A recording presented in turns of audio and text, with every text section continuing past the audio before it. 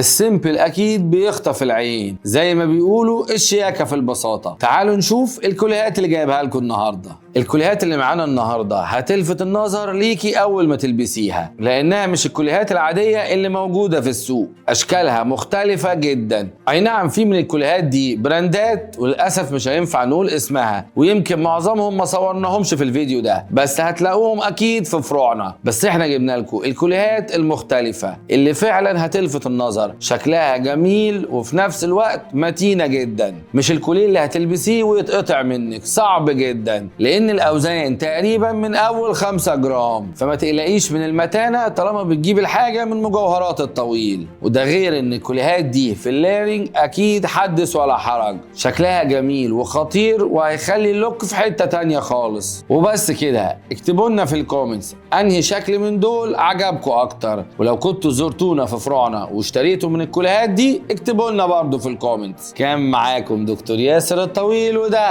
الجواهرجي. سلام.